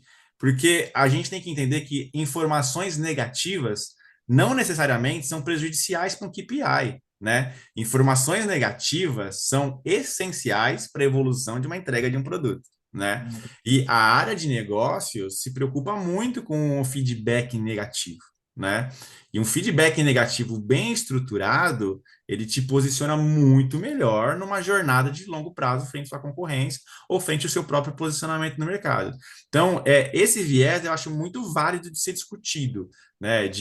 Eu não preciso só de dados positivos, eu preciso de dados que eu quero analisar no contexto que eu quero analisar. Felipe, já vivi algumas situações em outras empresas de que quando eu cuidava do NPS, né, eu recebi da diretoria falando assim, não, aquele cliente a gente não vai aplicar o NPS. Eu falei, mas como assim não vai aplicar o NPS? Não, porque a gente não está num bom momento com ele. Eu falei, não, mas a Nossa. proposta do NPS é ele justamente ser sincero. Não, mas isso vai cair no nosso NPS total. Eu falei, gente, eu não vou fazer isso. Eu vou aplicar assim e depois. Então, assim, não, assim, é realmente complicado, porque a partir do momento que a gente começa, né, a ter alguns indicadores, tipo esse do NPS, compondo, por exemplo, metas da companhia, ou OKRs da companhia, do ponto de vista de experiência do cliente, tipo, a gente começa a ver algum jeitinho brasileiro, né, querer funcionar ali e realmente a gente tem que ter muito braço firme para fazer essa calibragem, né, e a gente conseguir ter essa melhor apuração verdadeira, né? Então, acho que muito isso, assim. E aí, um outro ponto interessante, que acho que isso é muito do meu universo de marca própria, que quando a gente desenvolve produtos de marca própria, é, normalmente nossos varejistas têm uma expectativa muito grande daquele produto que vai ser desenvolvido, do ponto de vista de qualidade, sensorial, né, de ter uma percepção de qualidade tão boa quanto uma marca referência que ele vai escolher, né? Então, até quando a gente vê lá fora também, tem muitas marcas que são fantásticas, e que, assim, não dá nem para saber quem que é a Coca-Cola e quem que é o cara da marca própria de tão bom, assim, no teste cego, né? Então, assim, lá na Amish, o que que a gente faz? Para os produtos de marca própria, que o cliente ele solicitar, a gente faz essa análise sensorial às cegas para ver se o produto da marca própria, que o fornecedor que a gente está desenvolvendo, se ele é tão bom quanto da referência. Então, a gente tem casos assim que, cara, é nítido de ver quem que é referência só experimentando, e tem casos que, né, como é cego, né, mas a gente acaba se surpreendendo com, putz, no final, aquele cara que eu amei é o cara da marca própria, sabe? Assim, então, acho que a gente acaba tentando tirar esse viés e acaba se surpreendendo, né? Então, acho que tem cases bem bacanas, ó.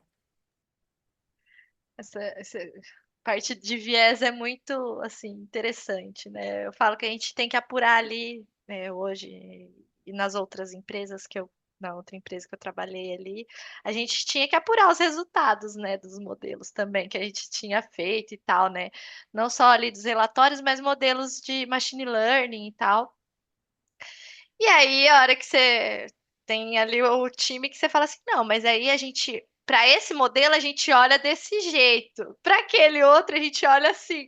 Gente, é um pouco do que não dá para você, igual, vou selecionar ali o público que eu quero, a amostra que eu quero fazer o NPS, que aí eu vou ficar com o NPS bom, né? Não faz sentido. Então, acho que vai muito. Aqui eu acho que entra um pouco da ética também, né, de quem está fazendo esse tipo de seleção e avaliação. E uma coisa que eu costumo falar muito ali, brincar muito ali com o time, é isso, né? O dado, ele vem e ele te mostra o que está acontecendo. Ele não vai escolher um lado ou outro, ele não tem um posicionamento, né?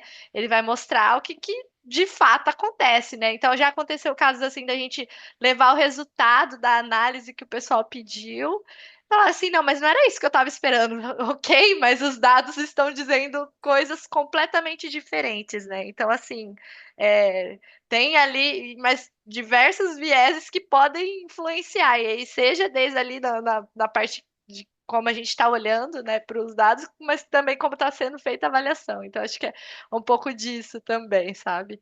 Só para complementar aí um pouco do que o pessoal falou. Eu tive um caso Legal, legal. engraçado que foi o seguinte: a gente ia apresentar um gráfico e geramos o gráfico, né? E o gráfico deu uma oscilada muito feia, né? Aí o diretor olhou e falou assim: ó, faz o seguinte, mexe nessa escala para o gráfico ficar mais linear e bem alto. Aí eu mexi, né? Ficou alto assim, nossa, beleza, pode imprimir, vamos levar. Falei, nossa, quem olha o gráfico E- fala, nossa, que resultado top. e- Esse é da caruda mesmo. Isso é mais conhecido como manipulação de resultado, né? Tipo isso. Não, imagina. Não, não. Pior que aí nem foi do resultado, foi da interpretação mesmo, né? Porque ele não mexeu em nada, só mudou a escala. Foi da interface. Foi da interface, É, exatamente. Que os olhos não vê, o coração não sente. Então, essa é a lógica.